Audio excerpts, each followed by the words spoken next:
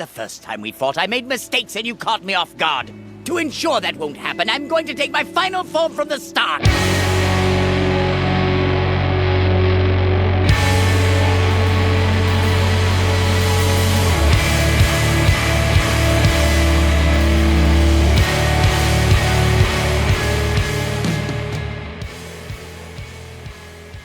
Welcome once again, my fellow manipulators of digital fate. I'm 𝑉𝑜𝑒, this is Capricorn, and I have a very important announcement to make. Finally! Capricorn Has come back to standard deck techs! That's right, we're back to standard. We got sidetracked by a whole bunch of Modern Horizons 3 hullabaloo, and then Assassin's Creed spoilers. All of that non-standard stuff. Some of the Assassin's Creed spoilers are still going to be posted as shorts, but other than that, we are going right back into standard. I am super excited about rotation coming. I'm super excited about Bloomburrow. There's so much happening. I couldn't be more excited. We're back to standard, baby. And we're going to start with a deck that is tried and true, one of my favorite decks that I've been running for the last 3 years in many different forms. This one's called 𝑜𝑚𝑒GA. And the idea here is, this is our deck, guys. This is our Boros artifact deck that goes super wide with artifacts and just completely steamrolls the opponent out of nowhere with evasion. You have to see it to believe it. Any of you guys that have been with the channel for a while kinda know what to expect, but I just love this deck. And I honestly kinda think that those of you that are running Boros aggro out there, you're kind of doing it wrong. I shouldn't say wrong. The normal Boros Convoke aggro deck is pretty good, right? It's obviously really good, but I do think this deck can be on par. We went 7-1 with this deck. I just jumped on, played 8 games in a row, won 7 of them. It was kind of insane, and we're going to show that off in just a little bit. But I am excited to be back to standard brews, so thank you guys for sticking by me. If you haven't already, please like the video. It helps me out a ton. It's you guys liking every video that helps me to grow, has helped me to grow so quickly. I have you to thank for that, so thank you. If you're new here, make sure you subscribe so you never miss an upload. Tons of crazy deck techs coming. Lots of crazy stuff happening with spoiler season with Bloomburrow right around the corner, and rotation. I want to focus on, just to let you guys know, the decks I'll be focusing on the next couple weeks are things that are going to be rotating out that we're not going to be able to use anymore. Ideas and deck brews that are going to be gone, that we want to make sure we try them out and give them, you know, their due before they're gone. And then after that, the next few weeks before Bloomburrow hits is going to be a lot of, you know, post-rotation stuff, rotation-proof brews, stuff that you can safely crack your wild cards to brew right now and not worry about any of those cards rotating. So that's kind of the game plan moving forward, and I'm excited about that. So we're gonna do the damn thing. Let's break down the deck. Make sure you catch me live Monday through Friday over on Twitch. That's twitch.tv/QuarantineCapricorn, because if I'm alive and I'm breathing, I'm there and I'm streaming. In fact, we just turned on Crack a Pack for next week's community night. So next Thursday, I believe it will be the 27th. Yes, June 27th will be a Crack a Pack night, which means if you come on over to Twitch, play me in games, and win, you actually win a pack of Magic cards. You get to pick which pack out of a bunch of different options I have. We crack it on stream. We see what you won. I mail it out to you later. It's a ton of fun. So go join the Twitch. The info's in the description. Be a part of that, and I'll see you on Thursday. And with all of that word vomit out of the way, let's just check out this deck. Here it is, guys. The final form of my baby. The deck that I always go back to every other set or so and iterate on.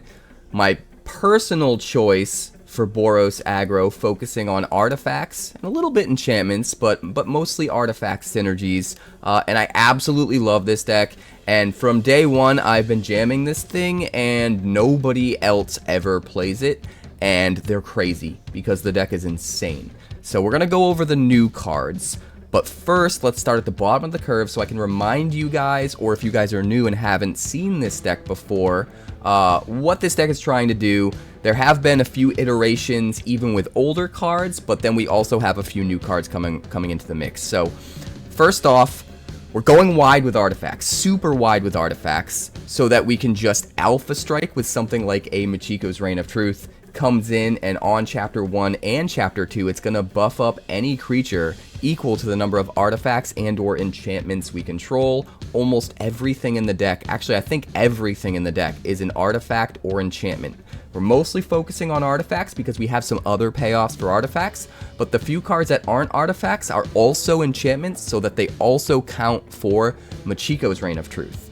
So in that vein, we've got Kumano faces Kakkazan because it comes down on 1, gets us a little bit of a lead on damage. Chapter 2, it can grow whatever creature we play on turn 2, which is a little bit bigger, and then gives us even more value as a hasty attacker on turn 3, while also counting as an enchantment, so Machiko's Reign of Truth goes even wider.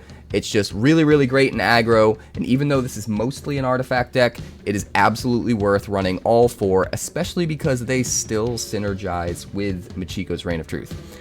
We're also running 4 copies of Swooping Lookout, because the idea, not only are we an aggro deck and trying to get in for damage early, we're a little bit slower at that in general than other aggro decks, but that's because we come out of nowhere and are able to just alpha strike in the air without our opponent seeing it coming. So if we have creatures with evasion, we can all of a sudden just buff them up with Machiko's Reign of Truth and some of the other cards that we'll get to in just a little bit, and they can turn into huge game enders out of nowhere very quickly, as early as like turn 4, and just swoop in and just take the game, and it's absolutely crazy. The old version of this deck, at one point I was calling Yotian Cruise Missile, because that's basically what it is. Like, it just goes wide with a bunch of stuff, our opponent thinks it's not quite aggressive enough, and then we tell them to shove it, and we just jam this thing down their throat and end the game, and it gets really crazy. But we also have 4 Gingerbrutes, because they can do the same thing. Not only that, but they're a really good alternate turn 1 play, where if we don't have Kumano faces Kakkazan, we can jam it on 1, get in for 1 point of damage on turn 1, even without the Kumano faces Kakkazan, and then it contributes to going wide. But what makes Gingerbrute great is it has that ability to pay 1 mana and be unblockable by anything that doesn't have haste. So it's another way of basically having a mobile weapons platform where we just dump our buffs on it and it gets through unblocked. So between the 4 Gingerbrutes and the 4 Swooping Lookouts, we have so much potential to just have explosive turns, and most of the creatures in this deck sort of support that kind of play line. We're also running 1 Skrelv, because not only is it an artifact, so it helps us go wide with artifacts, not only does it protect all of our things the way that we want to protect all of our things, so that they can do their job, get in, and you know, not be removed with our opponent's removal, but it also gives us the ability to give something unblockable again, so that it can get through for an alpha strike. So it's another thing, in addition to the Swooping Lookouts and the Gingerbrute, that allows for an evasive, out of nowhere just smash for a whole bunch of damage that just wins the game. So absolutely running 1. That being said, this deck just needs to vomit everything onto the field. It can't ever really afford to have a card stuck in its hand that it can't play, so we're only running the 1 since it's legendary.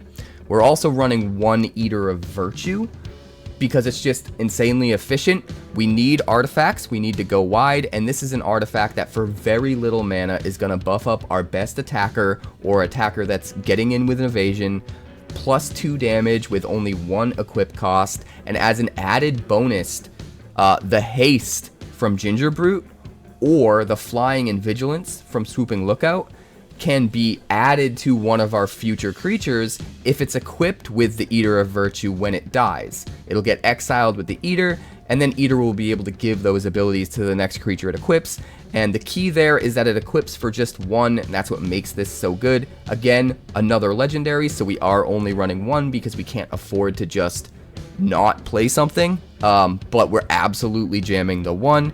And then our other 1 drops, we've got 4 Experimental Synthesizer and 4 Mishra's Research Desk.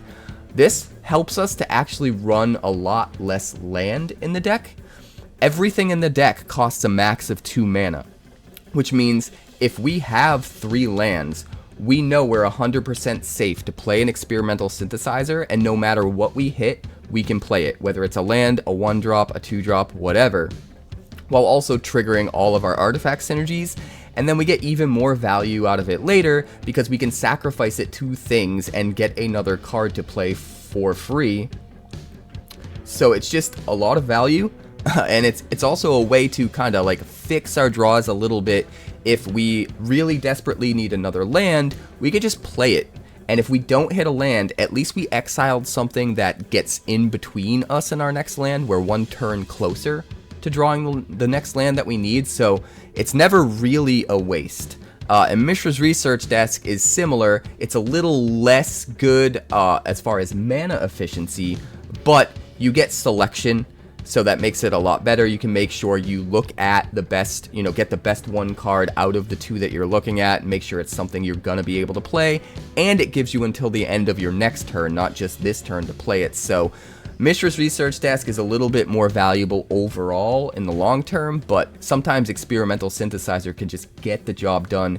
Both of them are absolutely worth jamming, and because we have all 8 of those in the deck, we can come down on lands a bit because those cards help us find the lands, and it's already a very, very cheap low to the ground deck, so we don't really need that many lands to begin with. Moving on to the 2-drop slots, we've already talked about Michiko's Reign of Truth, which is amazing on its own. On Chapter 3, it's going to flip into a big creature itself. The problem with that big creature is it doesn't have haste, and usually our opponent will deal with it by the time it's our turn again, and we can finally swing with the Portrait of Michiko. But we have Dowsing Device, and when Dowsing Device or any other artifact enters the battlefield, it gets to give +1/+0 and haste to anything we want. So this is a way to give our Portrait of Michiko haste and a power buff and let it swing immediately, which is crazy. But the best part about Dowsing Device is once you have 4 artifacts, it flips into Geode Grotto. Now, you would be remiss to think that Geode Grotto is only good if you use the ability, and its ability is great. You can pay 1 red and 2, tap it, and until end of turn, any one of your creatures gets +X/+0 and haste, where X is the number of artifacts you control. So this is another payoff where if it's later in the game and we have a bunch of mana sink, we can tap this, give our evasive thing a huge buff the same way Michiko's Reign of Truth does, and just get in for the win. But the best way to use this, and the part that's overlooked, is just the fact that it's a free mana. It's almost like getting a second land drop in your turn for free, after already triggering +1 attack and haste from the Dowsing Device right before it flips. So it's even better than just a land drop. It's almost like playing an untapped red land that gives something +1/+0 and haste when it enters the battlefield. If there was a land that did that, that would be insane and everyone would play it. In this deck, you have so many artifacts, it's so easy to go super wide so quick that it almost always functions that way. So a lot of times you use your last mana to play an artifact, give something +1/+0 and haste, flip this to get another mana, and then you play another 1-drop from your hand, and you just kind of keep it going and get even more value onto the field. So it's just insane. Dowsing Device in this deck is absolutely nuts. And even though this is a deck that is going to look very different after rotation and lose a good amount of cards that are kind of its identity right now, there will be a version that can still exist, and Dowsing Device will absolutely be core to that new version of this deck, and I'm excited to see where it goes after Bloomburrow comes out. But next up, we've got Yotia Declares War, 1 red and 1 for a saga.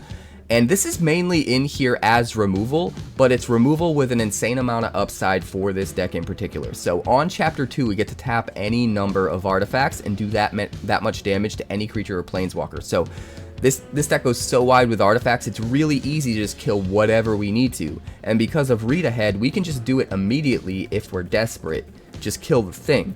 But we get even more value than that, because if we play this on Chapter 1, we get a 0/2 colorless Thopter artifact creature token with flying. So we have an artifact and an enchantment out of just 1 card. We're getting 2 permanents onto the field that are both going to help us hit for that much more with the Michiko's Reign of Truth. And one of those permanents helps us hit for that much more with the Geode Grotto. So it's just super valuable in that way while also being removal. And then on chapter 3, we get to turn any one of our artifacts into a 4/4. The best way to do this is to take that 0/2 Ornithopter token, just turn it into a 4/4 flyer. All of a sudden, your free little crappy 0 power flyer is hitting in for 4 damage in the air for pretty much free, in addition to all of the other shenanigans you're doing. And that just gets really, really crazy. So this is another way that on chapter 3 we can kind of buff up our attacker to get in. Even if we're forced to use that ability on like our Swooping Lookout or our Gingerbrute, we don't get as much of a buff because they already have 1 power, so they're only getting increased by 3. But it still is a substantial amount of extra damage that just helps us win the game. So every part of this, every single chapter is super useful in this deck, and it's one of my go-to like favorite cards. And fortunately, this one came out in Dominaria United, so it will not be rotating, and it will absolutely still continue to be a core part of brews that are in this fashion moving forward. This is another card where I just don't understand. Nobody uses it. Nobody uses it. But if you're in a deck like this, it's so good and so overlooked. And in addition to the 4 Yotia Declares War as removal, we have 2 other pieces of removal that are new that I'll get to in just a little bit. But we've also got 4 Patchwork Automaton. 2 mana 1/1 with Ward 2. Gets a +1/+1 counter every time you play an artifact. This thing is insane. You want to play it as quick as possible, and because we have so many artifacts in this deck, it just gets beefed up really, really quick. And that Ward 2 matters. They just can't remove it. Even if they have a cut down, by the time they have 3 mana so that they can cut it down and play the Ward 2, usually it's at least a 3/3, and now they can't cut it down, and now they have to wait until they have 4 mana to play their 2 mana removal spell, and they can't even play that if it's like a go for the throat. So this just out-tempos them to the point where when they can finally kill it, they have to spend literally all of their mana killing it. It already did a bunch of damage, and it's so slow because of the Ward 2 to kill the thing. They can't do anything else, but we're just jamming everything onto the board, so they just can't keep up. It's kind of a screwed if you do, screwed if you don't situation. So this thing is just insane. Get it out early, pile a bunch of artifacts, get in with as much damage as possible, and when they finally have to take an entire turn off to kill it, take advantage of that by just letting everything else in the deck go to town. We've also got 1 Agatha's Soul Cauldron, because not only is it an artifact that triggers our artifact synergies, it can buff up our dudes with evasion by putting counters on them, and get abilities from our opponent's stuff in their graveyard. But what really puts this over the top as being worthy of an inclusion in this deck is we can exile a Gingerbrute, and then everything that has a +1/+1 counter is going to get that ability to become unblockable unless blocked by a creature with haste. So really, really easy way to not only make everything in the deck much bigger, but also another way, kind of like Skrelv, to, in the right scenario, give another thing unblockable or some sort of evasion to just get in and close the game. So that's a really great inclusion. We've also got 1 Sir Ginger. This is another card that I would love to have more copies, but because it's legendary, I don't want to be stuck with any in my hand. We need to make sure we can just play everything out. But this is a 3/1 legendary artifact creature for 2 mana. It has trample, hexproof, and haste as long as an opponent controls a planeswalker, which is really, really cool because they can't use the Wandering Emperor on it. So like if you attack with it and they try to flash in the Emperor and exile it, as soon as they flash it in, it gains hexproof and they can't target it, which is awesome. But what's great about Sir Ginger is every time another artifact you control is put into a graveyard from the battlefield, it gets a +1/+1 counter. So not only is it going to get counters from things trading in combat and stuff like that, but when you're sacrificing your experimental synthesizers or your Mishra's research desks or some of the other stuff we're going to talk about in a moment, it's just going to start putting counters on this guy as well. Really, really good in this deck, but again, legendary, so we got to stick to just 1.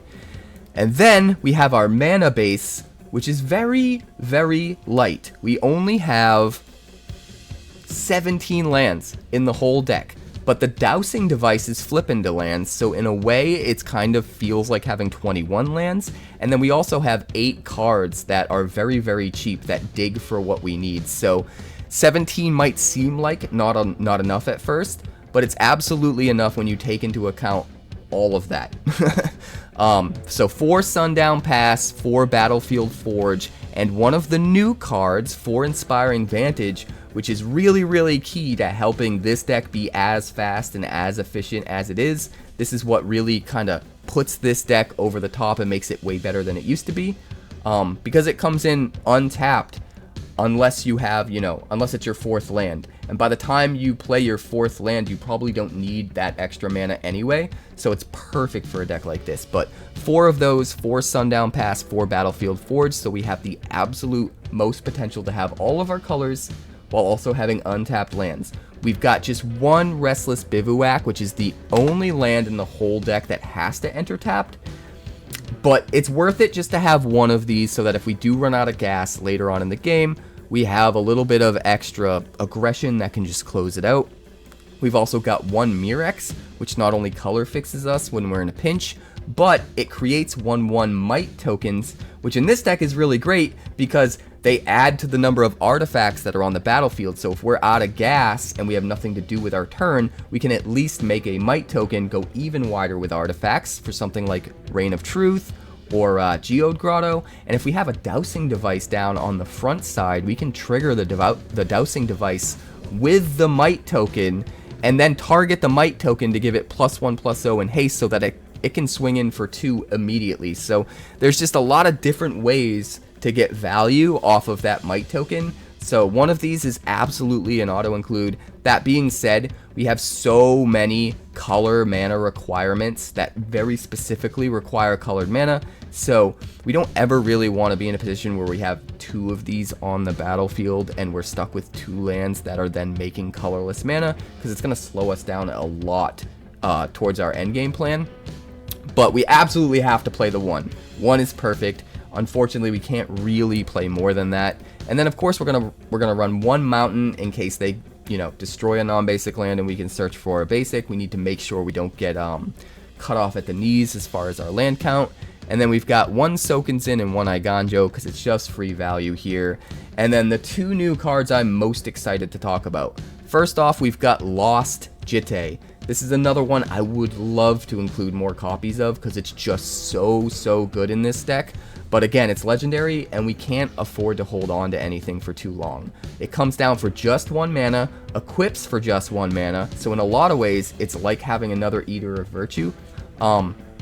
But the ability it gives is whenever you deal damage, combat damage with the equipped creature, you get a charge counter, and then you can remove that charge counter to either untap a land, make a creature not be able to block, or put a +1/+1 counter on equipped creature. So if you're 1 damage away from killing them, you can get a counter and take them out. If you build up 4 counters on the Jitte, you can turn them all into 4 +1/+1 counters to win the game. But you can also remove creatures that can block so that they can't block that turn.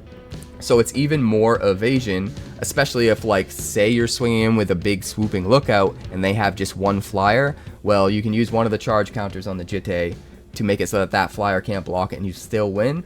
But then it can also untap lands, which not only just helps us vomit out our hand that much quicker, but it also does things like maybe untaps a Mirrex so we can make another might token, or maybe untaps the Geode Grotto so that we can use it twice in the same turn to get crazy buffs, maybe on 2 different creatures, to really close out the game. So a lot of versatility on the Jitte, whether you're using the counter right away or building up a bunch of counters and then using them all at once to do crazy stuff.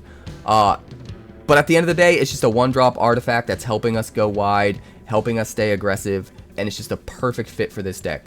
The other new card, 2 Legion Extruder. This is the other side of our removal suite. We have the 4 Yotia Declares War. I usually like to try to include a removal package of at least 6 cards, so the other 2 are in the form of Legion Extruder. 2 mana, it's an artifact that when it enters the battlefield, it shocks something for 2 damage. That alone is really good in this deck. Being able to have removal that counts as an artifact for all of our synergies while also being the removal we need is pretty good. It's also really good gravy that it can just hit the face if you need to. If you get them really low, get them down to 2, and you have a Legion Extruder in your hand, you just play it and win the game. But it gives us even more value in this deck because you could pay 2, tap it, sack another artifact, and then create a 3/3 colorless golem artifact creature token.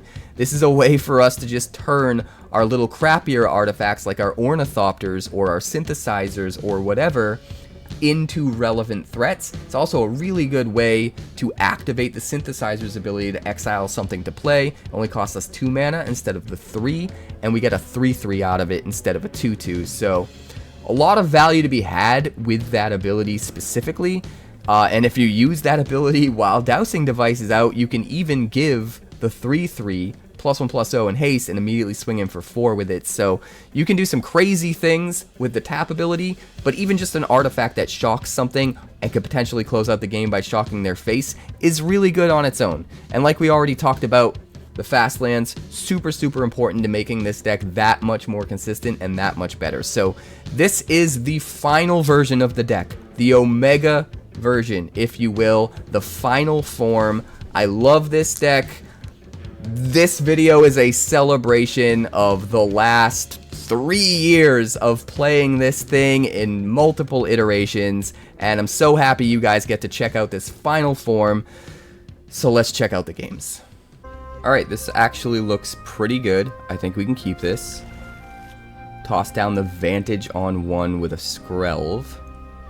Then we go Sokenzen on 2.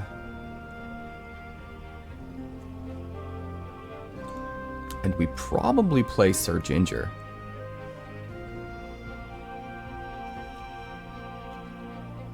We could just play Dowsing Device.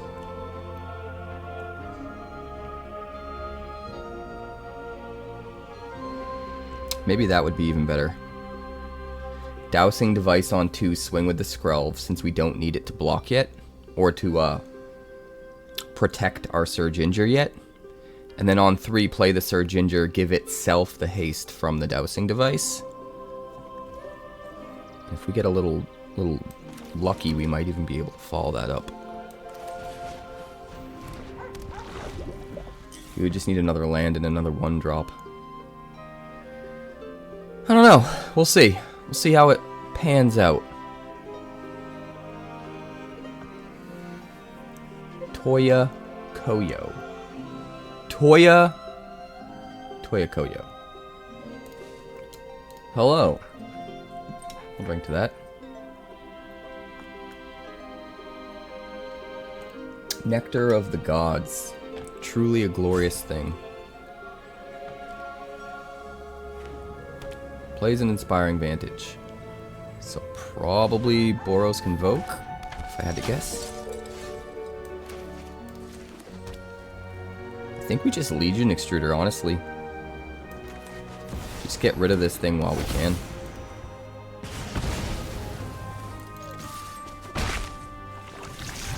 That seems fine.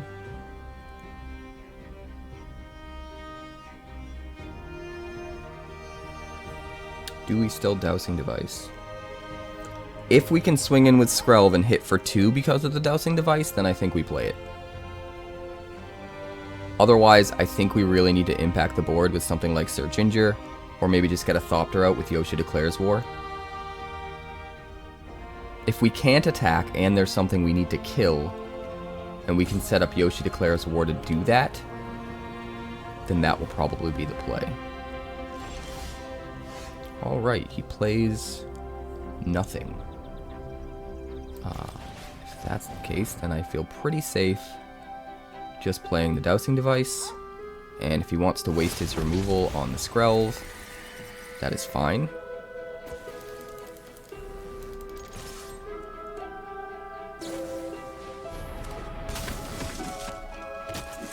Resolute Reinforcements, okay. That's fine.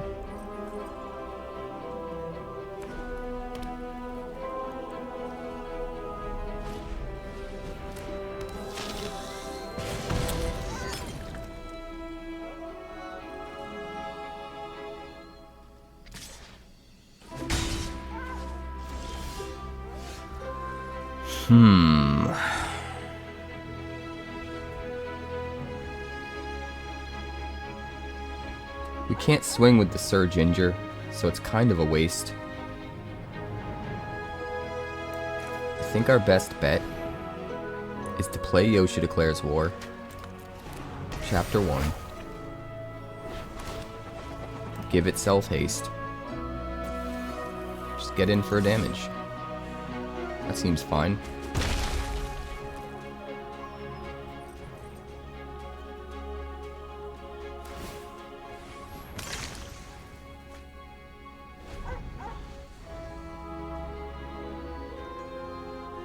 If we can get in with Sir Ginger next turn, then we'll play it. Otherwise, we're gonna go like Swooping Lookout into another Yotia Declares War.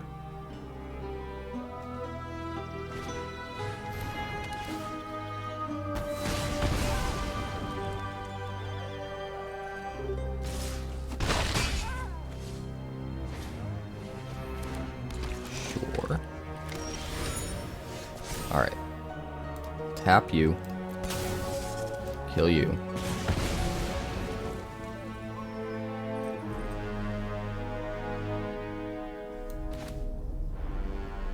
Still don't have enough, huh? Not really. Well, we'll do this. And we'll do this. That'll actually help with the Sir Ginger, to be honest. If we get lucky and top deck a land here, we can play Sir Ginger, get the counter so it has 2 toughness, give it self-haste, flip the Dowsing Device, and then use it and the 3rd land that we play to do either Yotia Declares War or Machiko's Reign of Truth. We could potentially end up swinging for a lot.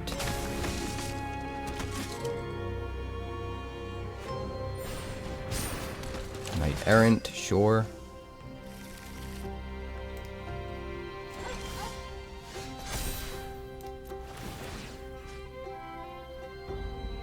Make something into a 4/4 until end of turn. That's going to be you.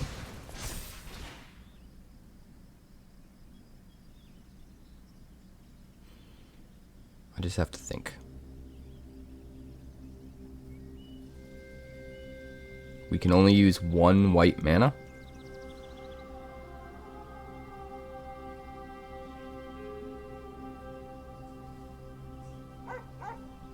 So I have to be very careful. And the white mana has to be used first, which means I can't really use it on Machiko's Reign of Truth and still flip the Dowsing Device. So I guess that makes things obvious then.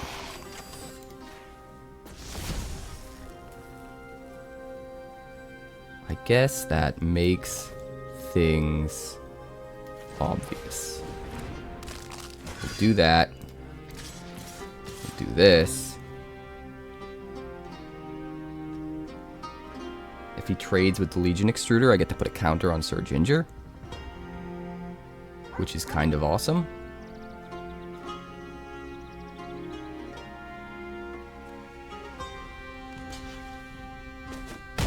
Alright.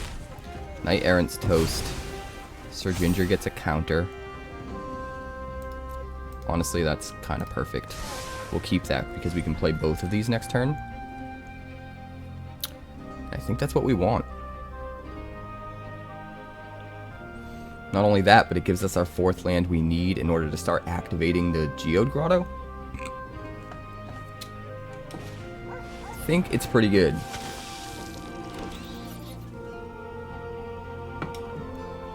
Sanguine Evangelist, sure. He is very wide.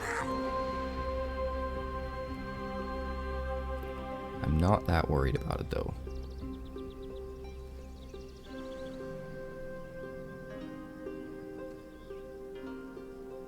Grumpalump? The pupper's being a grump. Straight up grump. He's trying to turn on Case of the Gateway Express, so we're gonna kill everything then. At the very least. Take advantage of it. Take advantage of it. Alright, chapter 1.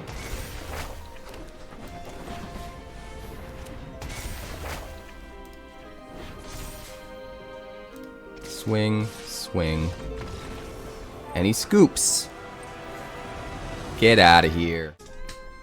Alright, this hand actually looks pretty good. We're going to keep it.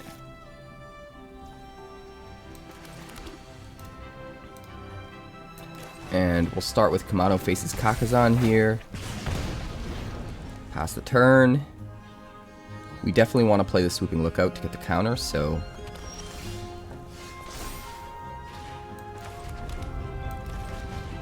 we'll start with that. And then we'll play another Kumano faces Kakkazan. Lots of Kaka. Lots of Kaka. And let's see if he can kill the Lookout. He'd have to spend his turn doing it, right? Slick Shot and a Gruul deck. Interesting. Really, really interesting.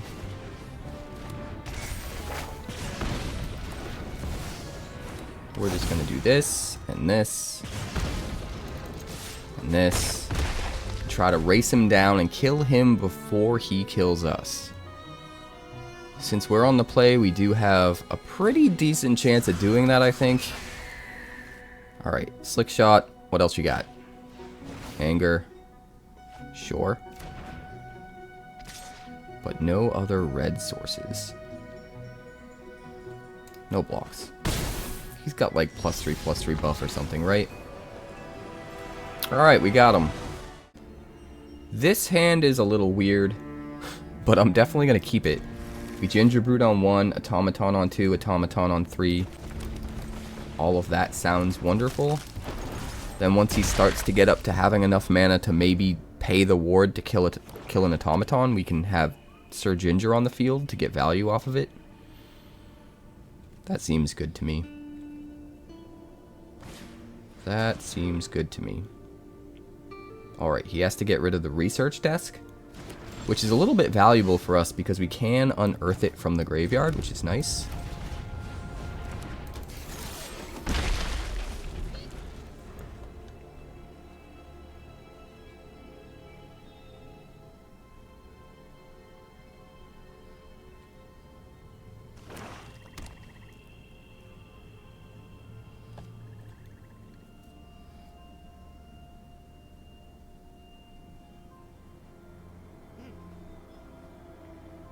He's eyeing that Automaton. Can't target it. He cannot target it. He's gonna have to kill the Gingerbrute, I think. Oh, he kills nothing. That's greedy. Just wasting turns. That's fine. That is fine. Nobody knows Dominaria's shadows like me. Dump the Gingerbrute. Off you go.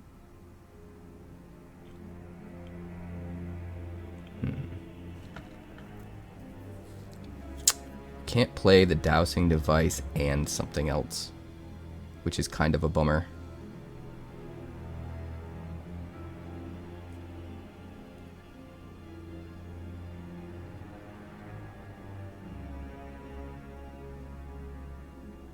I'm going to be a little bit forward thinking here. We're going to play the Jitte.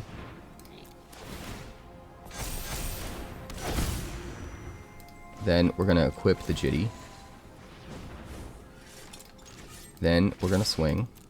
And get a counter on the Jitte. Then we're going to use the counter on the Jitte to untap a land. And then we're going to play Mishra's Research Desk and get more counters. We don't do as much damage as we could have that turn, but I think it sets us up to have a way more explosive turn next turn. Especially if we top deck a land, we can play the Dowsing Device. We all have things we'd rather forget.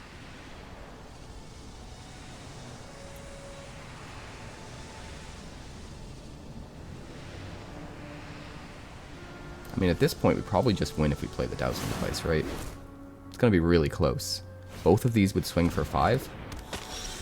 He's obviously going to block one of them, but... Well, no, we can make him not block. So I think we got it. Oh no, we can't make him not block because we don't have a counter on it yet. I forgot about that.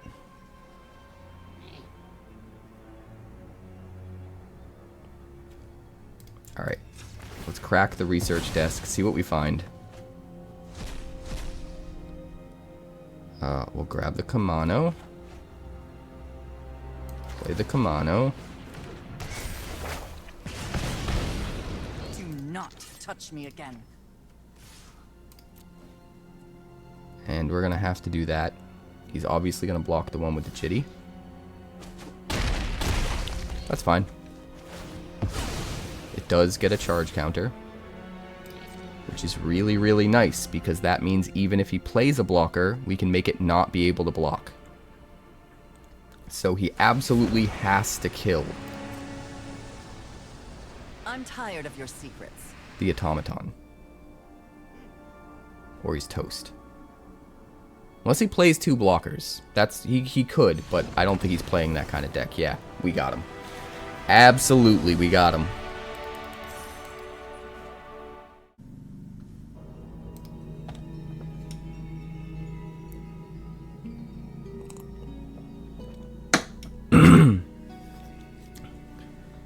Alright, this actually looks really, really good. We're going to keep this. The real question is, do we jam Kumano on one or Gingerbrute on one? Probably Kumano, right? We want to make sure we can get that counter on 2.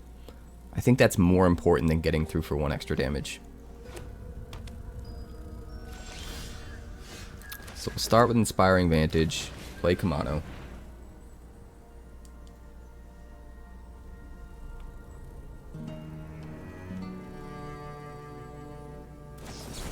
Spell Pierce. Interesting. Okay. Plays Spell Pierce. Imagine playing Spell Pierce.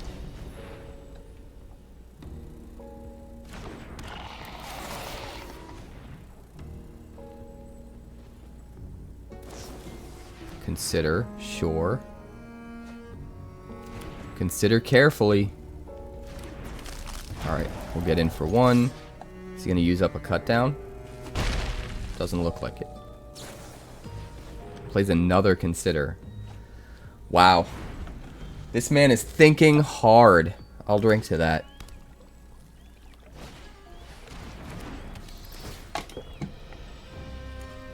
Deep Cavern Bat. How deep is the cavern? That's what I want to know. I want to play the synthesizer. But I'm going to have to wait, because Automaton is way more important.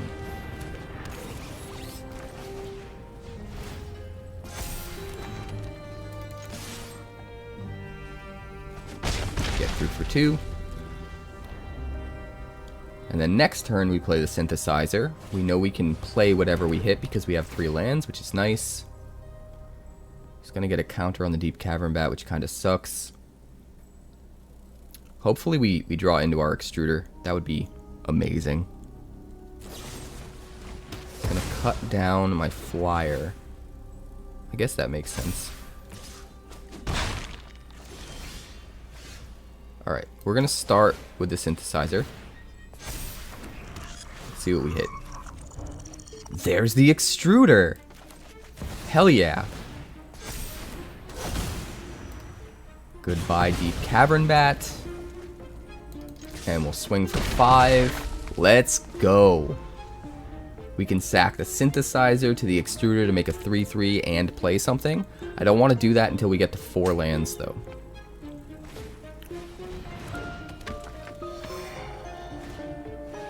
Duelist, Duelist. Hey, there's 4 lands.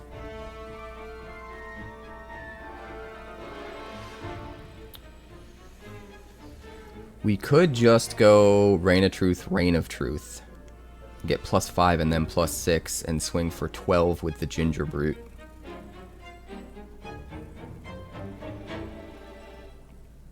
no. We're gonna do the fun thing. Synthesizer. Kumano faces Kakkazan.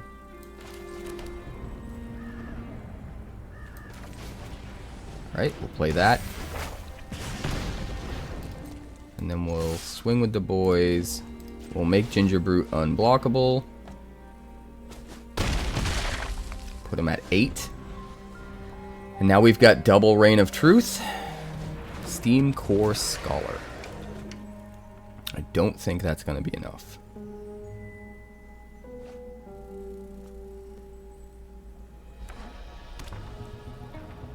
If we top deck a land, we'll put both Reign of Truths on the Gingerbrute and swing through unblockable. If we don't get the fifth mana, then we're going to need to split it apart and force him to block things he doesn't want to block.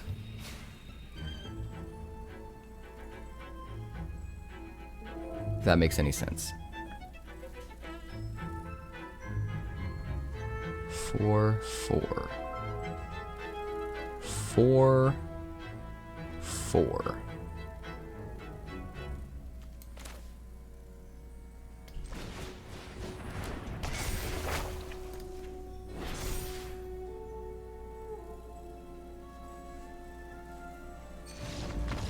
And he scoops. I don't even have to think about what else to target. Alright. I think we just wait to play Eater of Virtue.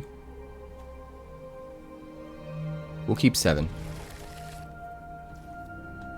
Well, we don't have a third land. If we had a third land, I think I would, because it would guarantee 2 artifacts we could play on turn 3. Because we don't, I think I'm just going to get it out there. Sometimes you have to be very careful about how you balance what you play before the automaton and what you play after the automaton. Alright, so we definitely play the automaton here. And then it looks like we probably Legion Extruder and equip the Eater. And swing. Lunarch Veteran, sure.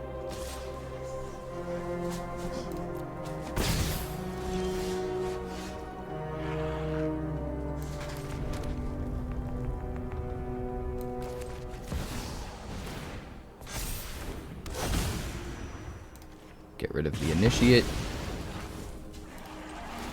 Equip the Automaton. Swing in for 4.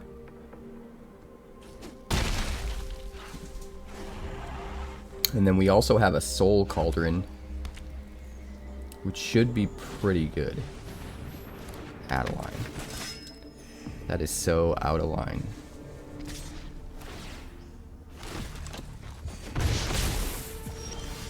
Well, guess we doing some racing, huh?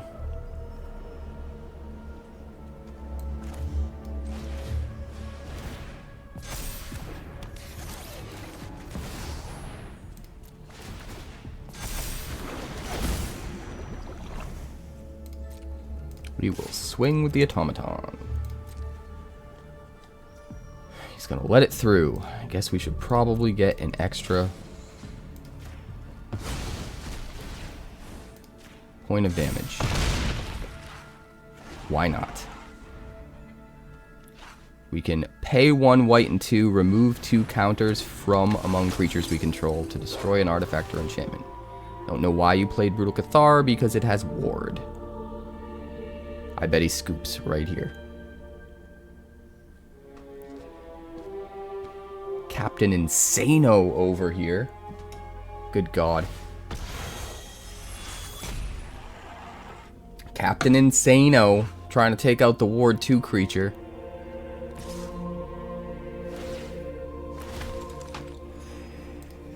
Alright, well, kill one of them. It's time to step up to the plate.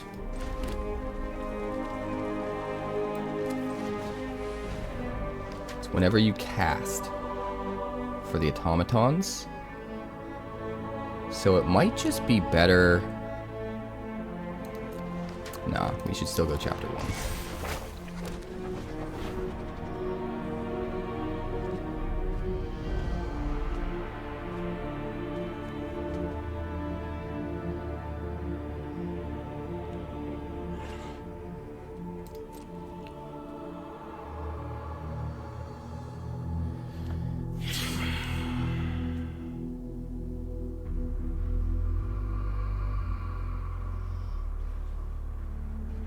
There's so much we can do right now. I'm trying to be very careful.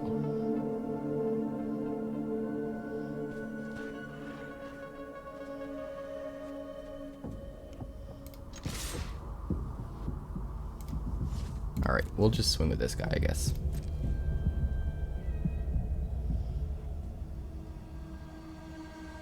Let's see what he does.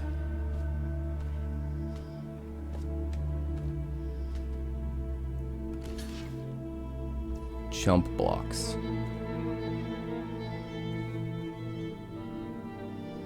Sounds about right.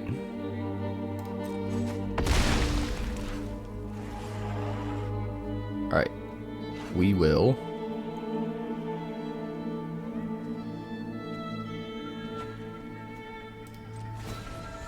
eat it. Put a counter here. End the turn. Now what we can do is we can chump block with the Ornithopter and then sacrifice it to the Legion Extruder. If we need to.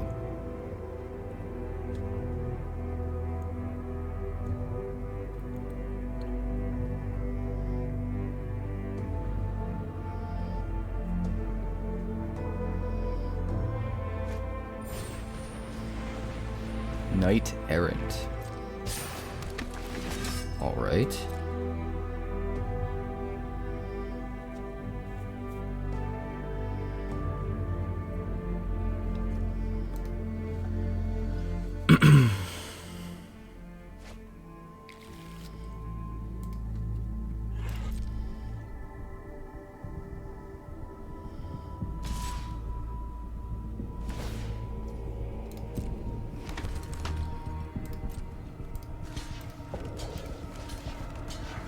Two blockers, and then we'll sack this boy.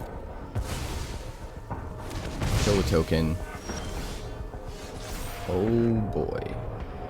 We've got Machiko's Reign of Truth. 1, 2, 3, 4. We could kill Adeline.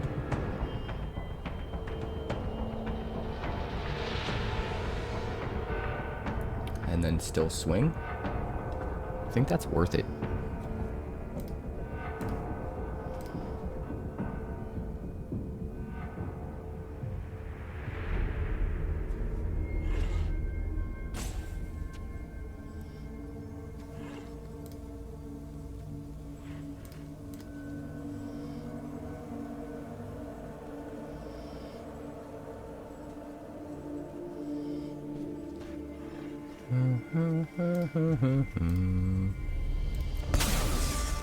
Alright, so we'll kill Adeline.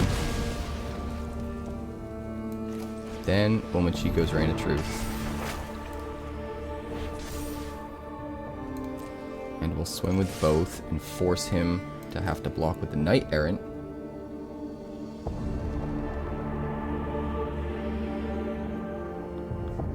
And he can swing for 10 next turn, but he can't get through for the other 6, I don't think. I don't think there's any possible way. So he takes 7, goes to 6. Best case scenario, I think he brings us to 6. Or maybe he plays another Adeline and brings us to 5. Or maybe he just ropes me because he's salty and doesn't understand etiquette. There's that option too. There is that option.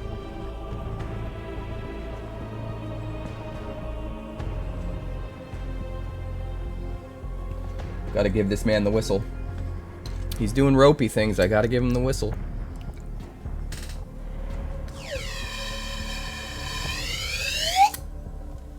He deserves it. He deserves it. I don't know what you want from me, guys. He deserves the whistle.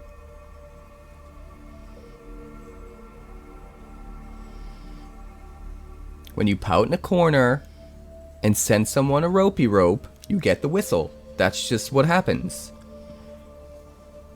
What a little baby.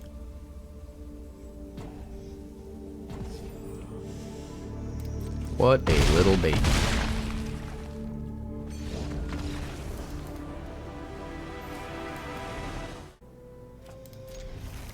This looks fine. We're gonna jam it. It's a little slow, but it's fine. Kumano faces Kakkazan on 1. We'll get Swooping Lookout out on turn 2 and grab a counter off the Kumano. Ooh, or maybe we'll do Gingerbrute. Nah, we'll do the Swooping Lookout. We'll do the Swooping Lookout. Do you have a counter spell, sir? Do you have instant speed removal, sir? Disenchant! Wow, there's a deep cut. How did the matchmaker know to matchmake the artifact enchantment deck up against the only guy on Arena playing Disenchant? Insane. Legitimately insane.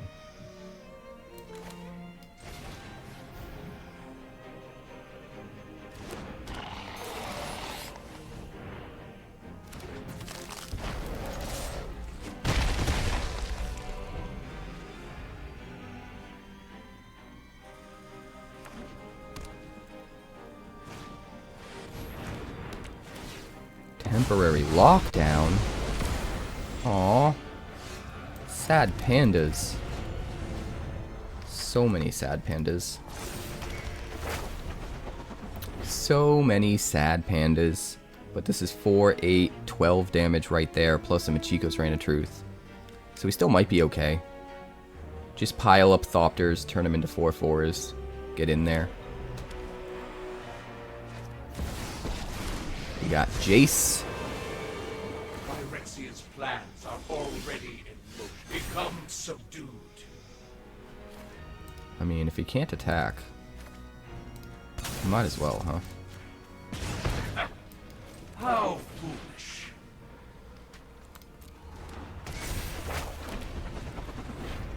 Alright. So whichever one he taps, or gives -3 to, rather, we're going to use to ping him with.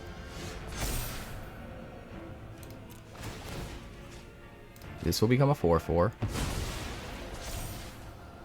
This will become tapped. We'll do 1 to you. Don't understand what's important. I think we Gingerbrute.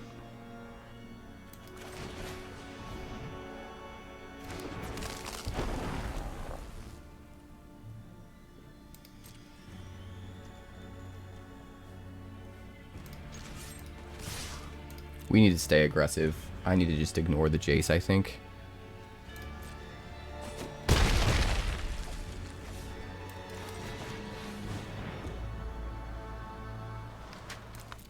Alright, chapter 1. And the turn. He more than likely plays the sweeper here, which is kind of a bummer. But we have one line. This is our chance to win. So we just have to follow through with it. Really crazy that we went up against the guy with Disenchant, though. That is surprising.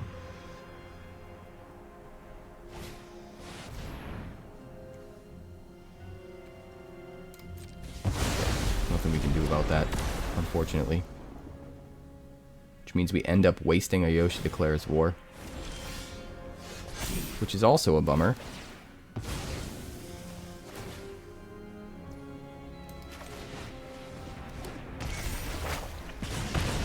We're just going to play this because we need it to become a creature ASAP.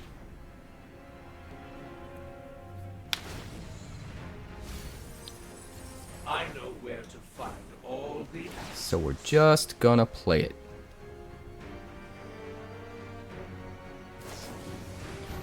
Deduce. Deduce. Deduce. Marvelous deduction.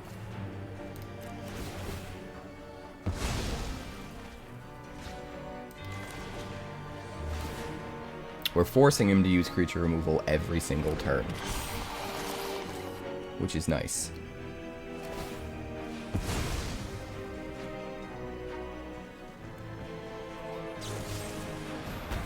Nice. Take it. We'll dump them on the Kumano. Hey, you gave me a Mishra's research desk. Very nice. Very nice.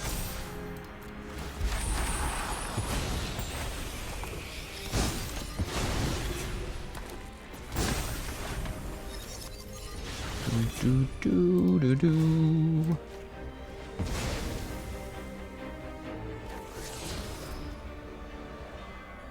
Sick.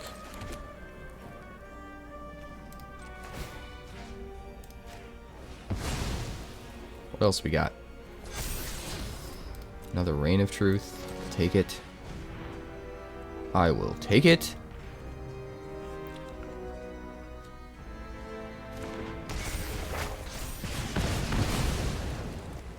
In time, all will witness. Kill Jace. Swing at our opponent for 3. Force him to use some instant speed removal. We are not bringing back the research desk.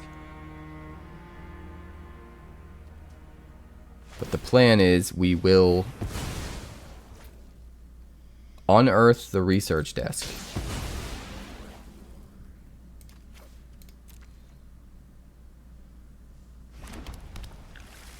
Then cast... Oh, we shuffled. The plan would have been then cast the Machiko's Reign of Truth. Then afterwards sack the research desk with our 5th land. I've already read you. -3. Organic minds are easily quelled. Well, we'll do the cheaper thing, I guess. Let's see what we can find.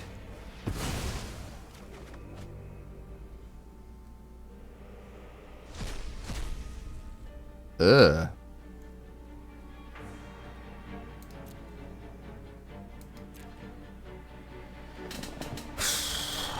That's unfortunate.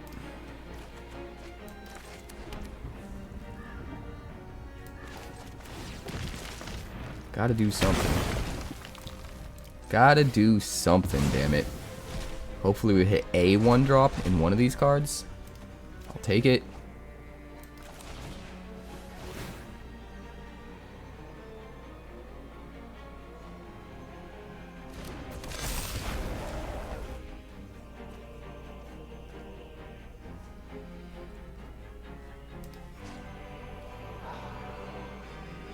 I think we have to slow down the Jace, though.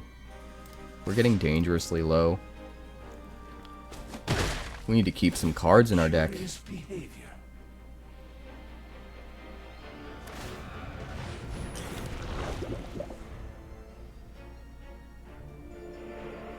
We just need to keep some cards in our deck, which is difficult.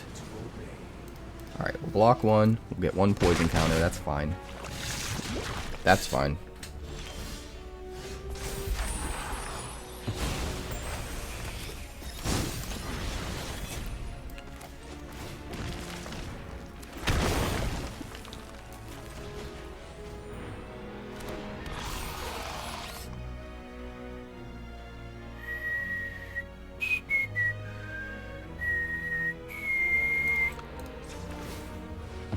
We better hit another artifact to replace this, or I'm gonna feel mighty bad. Mighty bad. Sick. Gingy, baby. You better counter it. You better counter it.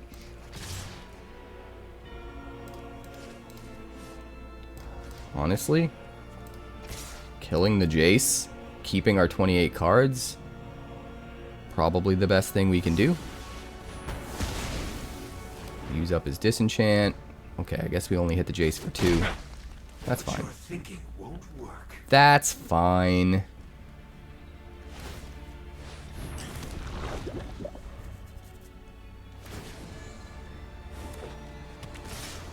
That might have been a mistake, unless he plans on sweeping.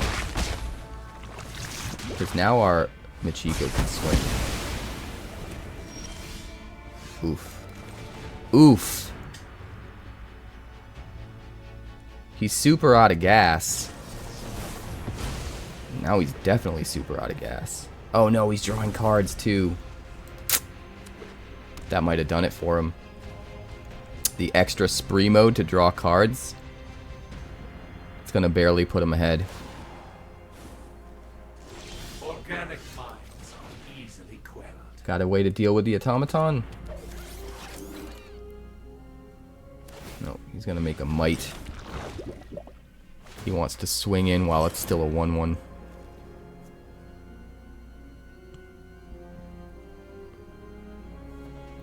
Which makes sense.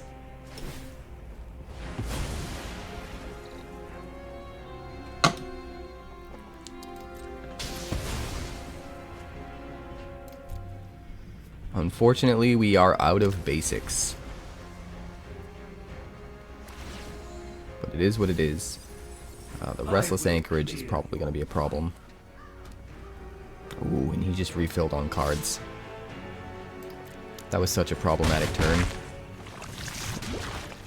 Really surprised he didn't swing with the Anchorage, though. Drawing a land.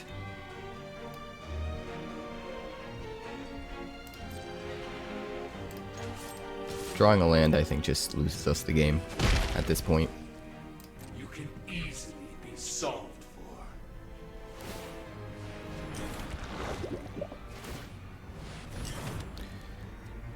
So we go to 9 poison counters, and I think that's that. I know where to find all the answers. Oof. Yeah, that's it, unfortunately. There's just nothing more we can do.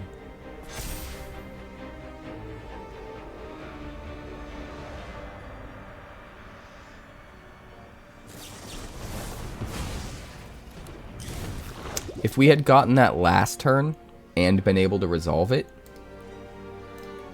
it might have made the difference. Honestly. 1 land, and it's a slow land, and almost everything in our hand is a 2-drop. No thank you. This is better. We will keep this. We will toss back the research desk. Alright, we're going to start with Gingerbrute. Get in for a point, pass a turn. We're up against the tiny Bronco, which, win or lose, that's just the coolest part of this match. It just is. Alright, we're going to go Eater of Virtue. And we're going to get in for 3. I was also considering playing Yotia Declares War to just set up for subsequent turns. And that's probably what I will do now. But we're going to try to swing first. See if we can get him to use removal. Alright, so it gets exiled, which means Eater of Virtue now gives haste. Which is kind of awesome. So, Yotia Declares War. Can't use the haste right now, but it does give haste. Very, very cool. Fiend. We'll kill Raffine. That's what we're doing. Then we'll play Kumano. Goodbye, Raffine. You ran yourself right into that one, buddy. Like, somebody wasn't keeping track of how many artifacts I had. I guess you have to kind of play Raffine anyway, right? Probably have to. But that was the only turn where I could have triggered that removal. So I actually think it's not the right play. I think you play something that forces me to tap enough, but something that's negligible that you don't mind losing.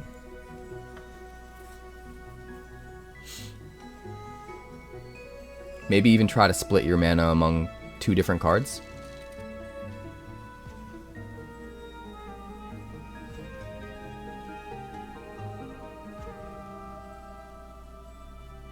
Come on, Tiny Bronco. Tiny Bronco.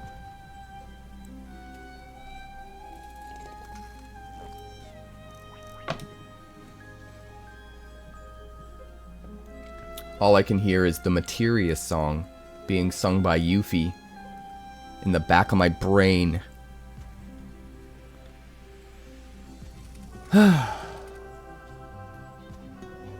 Are we playing? Are we playing a game, friend? Gotta give you the shrug.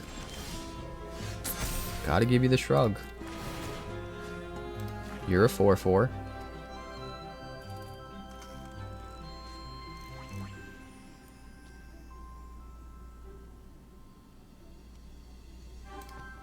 I gotta give you another shrug. This man deserves the whistle. I'm sorry. It's happening. I don't make the rules, I just enforce them.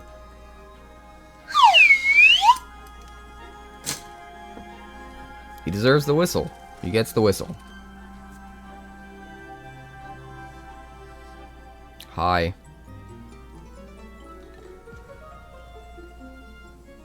Hello.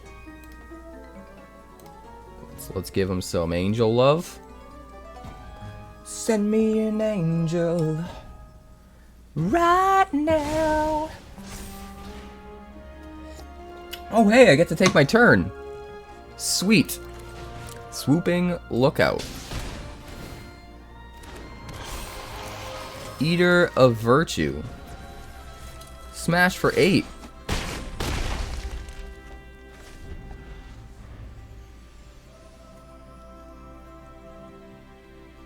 Legion Extruder could go face if it closes out the game.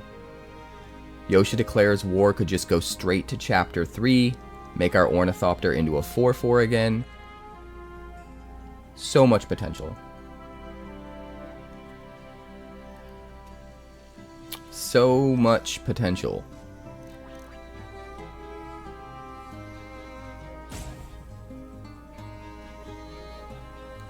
But our man here just doesn't want us to play.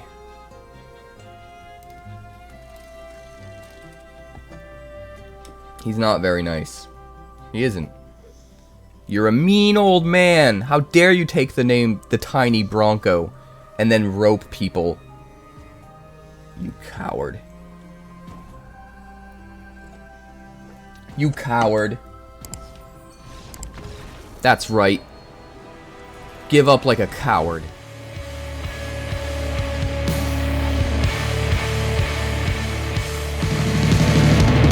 Thanks so much for checking out my channel. I'd like to give a huge shout out to all of my patrons over at Patreon. Without you guys, this channel would not be possible, so honestly, thank you from the bottom of my heart for all of your contributions. If you haven't yet, like and subscribe. The more likes we get and the quicker we get them, the bigger this channel will grow and the faster it will grow. I'd love nothing more than this channel to become something very special for you guys, but it's entirely up to you how fast that happens. Also, if you'd like more deck techs, that's somewhere over there. And if you'd like to see what else the channel's been up to lately, that's somewhere up that way. Also, subscribe, circle below, do all the things.